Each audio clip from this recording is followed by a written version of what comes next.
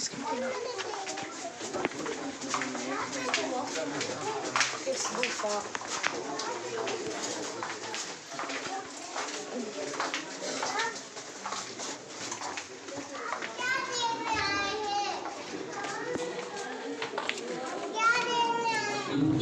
चूड़िया गांव का है।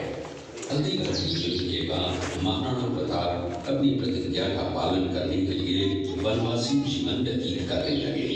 उनके पास पर्याप्त संपत्ति नहीं थी तो उनके वित्त मंत्री भामाशाह ने अपनी सारी सुख सुविधा को छोड़कर अपने राजा को स्वयं का धन 25 लाख रुपए व राजकोष में 20,000 अपनी सेना को संगठित किया, सैन्य शक्ति को बढ़ाया और मेवाड़ मातृभूमि को आजाद करवाया। कृपया अब आप सब आगे की तरफ। इस किले का प्राचीन नाम मच्छिंद्रगढ़ है। इस किले का निर्माण महाराणा कुंभा ने करवाया था। इस किले के अंदर 9 मई 1540 ईस्वी में महाराणा प्रताप का जन्म हुआ था।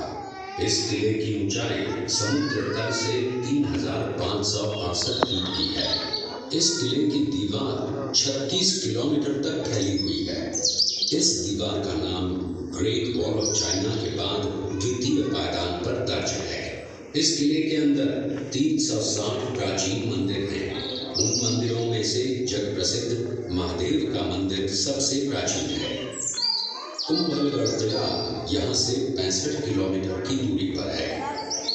कृपया अब आप सब दृश्य मेवाड़ की प्राचीन राजधानी चित्तौड़गढ़ का है। इसी किले के अंदर महाराणा प्रताप का बचपन बीता था। इस किले की तलहटियों में महाराणा प्रताप ने अपने गुरु से शिक्षा प्राप्त की थी। ये किला 12 वर्ग किलोमीटर में फैला हुआ है। इस किले पर जब भी विदेशी आक्रांताओं ने आक्रमण किया और उस आक्रमण में कोई भी राजा व सैनिक वीर गति को प्राप्त कर लेते तो उनकी पत्नियां वीरांगनाएं अपने सतीत्व की रक्षा करने के लिए जलती हुई अग्नि में कूद प्राणों को त्याग देती थी, जिसे हम जौहर कहते हैं। चित्तौड़गढ़ में 3 मुख्य बड़े जौहर हुए थे। प्रथम जौहर 1303 ईस्वी में रानी पद्मिनी ने 16,000 स्त्रियों वीरांगनाओं के साथ जौहर किया था, सिर्फ अल्लाउद्दीन खिलजी के कारण। दूसरा जौहर 1535 ईस्वी में गुजरात के शासक बहादुर शाह के आक्रमण के कारण रानी कर्मावती ने वीरांगनाओं के साथ किया।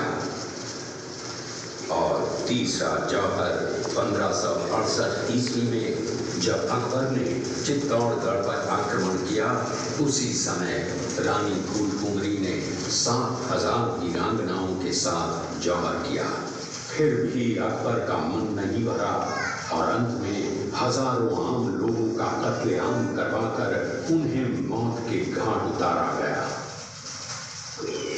इस किले में देखने योग्य विजय स्तंभ है, कीर्ति स्तंभ, मीरा मंदिर, जैन मंदिर, कालिका माता मंदिर, भामाशाह हवेली, कुंभाश्याम मंदिर, फतेह प्रकाश महल हैं।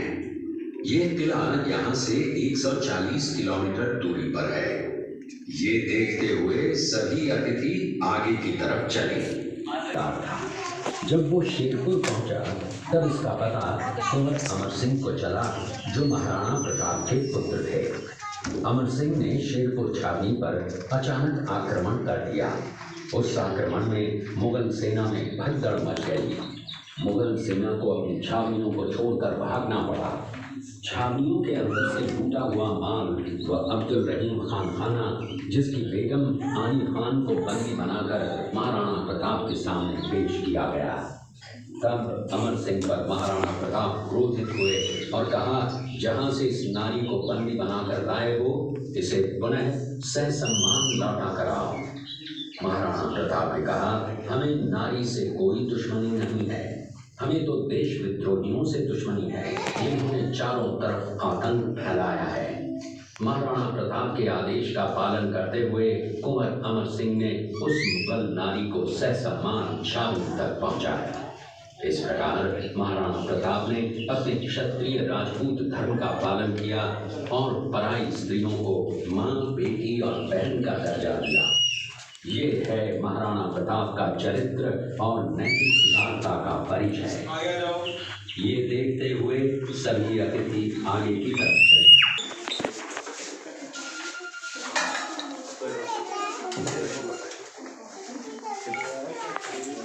आप लोगों ने चित्तौड़गढ़ का दृश्य देखा।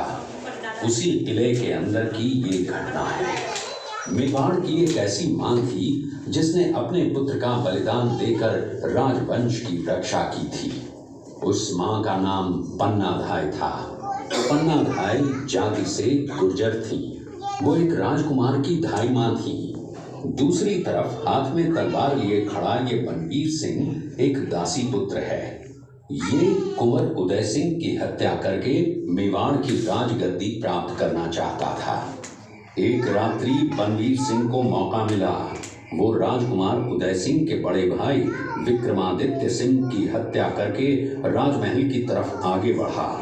इसकी सूचना पन्नाधाय को लग गई। कुछ समय तक पन्नाधाय चिंतित हुई। तभी पन्नाधाय ने अपने पुत्र चंदन को राजसी कपड़े पहनाकर पलंग पर सुला दिया और उदय सिंह को एक टोकरी के अंदर छिपाकर पत्तों से ढक के महल के बाहर निकालकर गुप्त रास्ते से कुंभलगढ़ भेज दिया।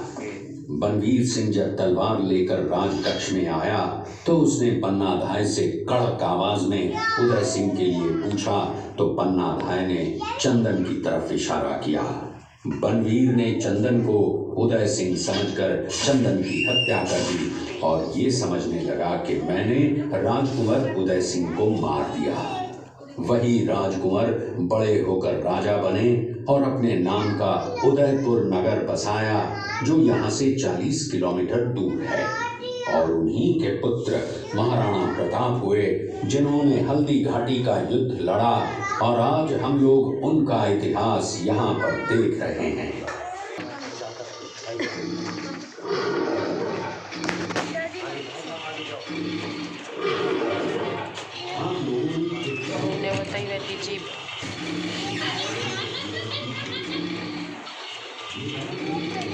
ये घटना महाराणा प्रताप की वीरता को दर्शाती है। एक समय नरभक्षी बाघ का आतंक छाया हुआ था। महाराणा प्रताप ने उस बाघ का शिकार कर उस बाघ को मार डाला। ये घटना महाराणा प्रताप की वीरता की प्रतीक है। कृपया अब आप सब पीछे की तरफ देखिए।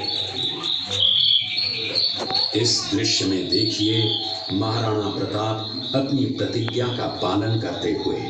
महाराणा प्रताप ने प्रतिज्ञा की थी कि जब तक अपनी मातृभूमि को शत्रुओं से मुक्त नहीं करा लेता तब तक न तो मैं महलों में रहूंगा, न किसी धातु के पात्र में भोजन करूंगा, न किसी गद्दी के बिछौने पर सोऊंगा। पत्ते ही भोजन के पात्र होंगे, जमीन ही बिछौना होगा। इस प्रतिज्ञा का पालन उन्होंने 21 वर्षों तक जंगलों में रहकर किया।